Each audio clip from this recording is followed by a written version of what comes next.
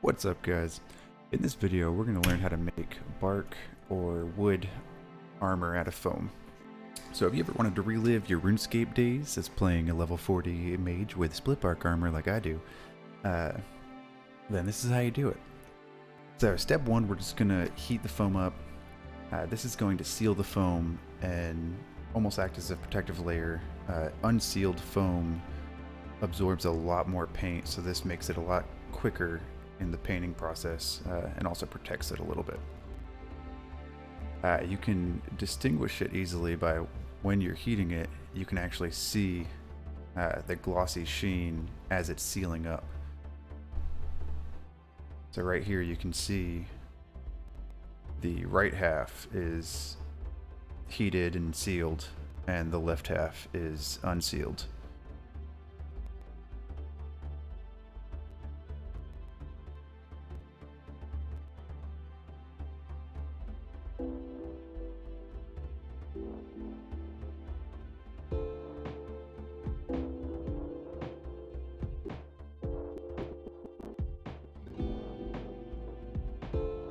And then step two, draw a pattern. Now this step technically isn't necessary. I'll freehand occasionally, but I like to draw patterns more for, I guess, guidelines in a way. So I won't follow them exactly. I might sometimes, or I might just use them as kind of a guide when I'm heating the foam to make it a little bit easier.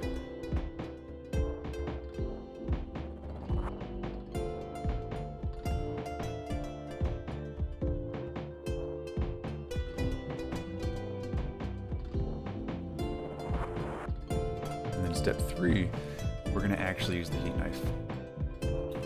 Now we're basically just following the lines, or just using them as guidelines to get our pattern down. This is going to give us that kind of bark texture that really sells the look. Please always remember to wear a gas mask. Heating and melting foam does release a toxic and hazardous vapor and fumes, so please be safe. And then next step, we're going to reheat the foam. This will make it soften and make it a little bit more malleable, allowing us to shape it. So then when it cools down, it'll actually retain the general form that you molded it to.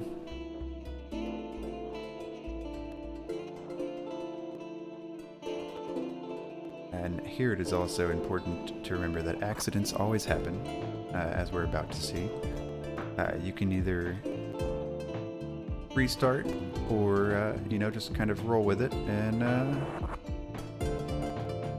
work around it. But don't let it get you down. It always happens. Not always, but it will happen.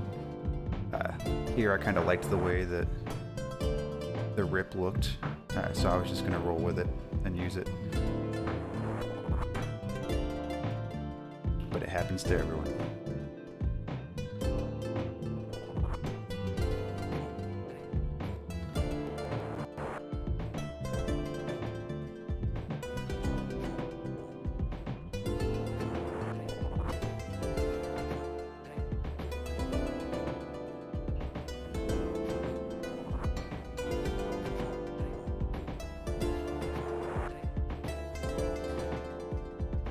Here's a little look at a technique. If you don't have a heat knife, which not everyone does, you can do the scoring method. So you take an X-Acto blade or any knife and score your pattern into the foam, and then we're going to heat gun over that pattern, causing those scores and those slits to expand and open up and still give us that similar look.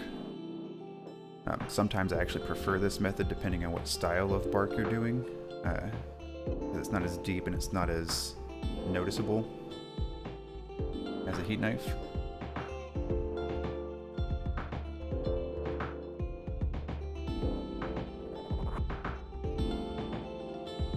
This technique also works well if you wanted to create kind of vent holes or slits in futuristic armors or things of that nature, or if you wanted to, sometimes we'll engrave runes into items or markings, and you can use the heat gun to expand it and open up that marking or that look. It's also important to constantly keep the heat gun moving. Leaving it in one spot is going to burn the foam pretty quickly. If you see in the bottom corner, I kind of left it a little too long, and it has a little blemish there, which we can easily just paint over when we get to that phase.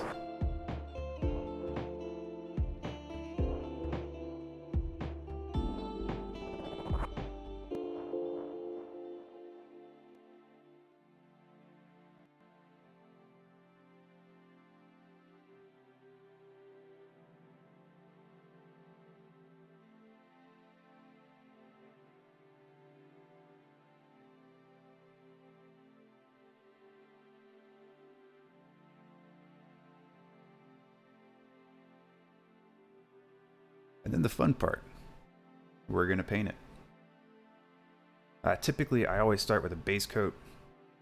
I generally like to spray paint my base coats on just for time management. It's a lot quicker to just spray paint a base coat on. Sadly, my brown spray paint ran out, and I just didn't want to go to the store and get another one just for this. So I just painted it on.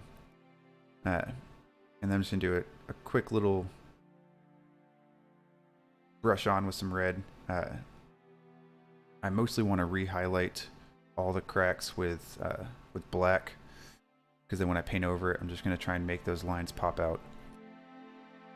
You don't have to get all of the cracks, depending on how much you want it to pop.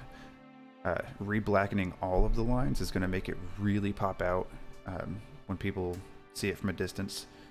Or if you want it to be a little more subtle, you can do a couple of them. Or if you just wanted to do the knots, at least definitely doing the knots makes it really, really pop. But for this one, I hit all the lines on the top one. Here my camera cut out, and I didn't realize it because I was too into the painting. But I basically just going to re-highlight those lines. The second piece of the pauldron, I'm not going to do all of the lines with black. I'm just going to do a couple key lines just to help pop it a little bit.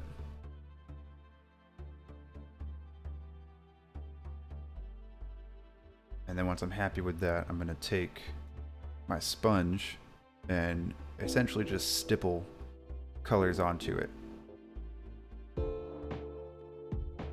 And the key here is you want to keep it as random as possible. We want to make it look unsymmetrical, ununiform, really organic.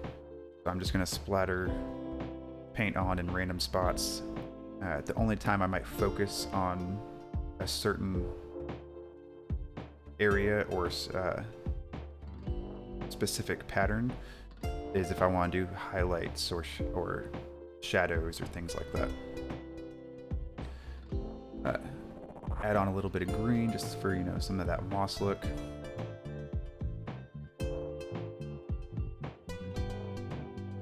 Main point is just have fun with it. If you don't like it, you can always just start over. The amount of times that I've just hated something and just completely base coated the whole thing again and started from scratch, have fun with it.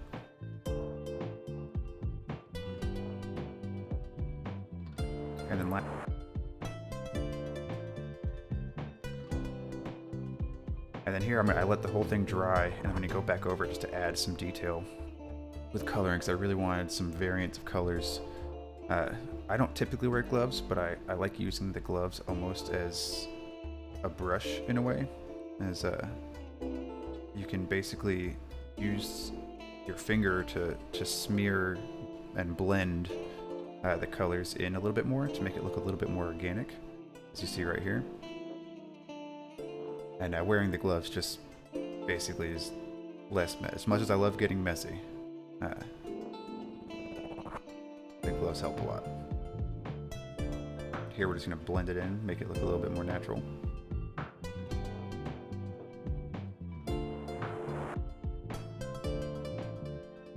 And then if you want to have a little bit more fun with it, I like to grab moss from the local hobby store and just kind of slap some on where, however you feel it should go. I really want some extra colors in this final piece, so I added some more colors. And that's that, guys. I didn't add straps to it because I didn't want... I'm redoing this chest piece that you see here, and so I didn't want to fully add it on. I don't know how I'm going to do the rest of the chest piece, so I didn't add straps yet because I don't know how it's going to be attached. But that's that. And that's how you do a bark or wood pauldron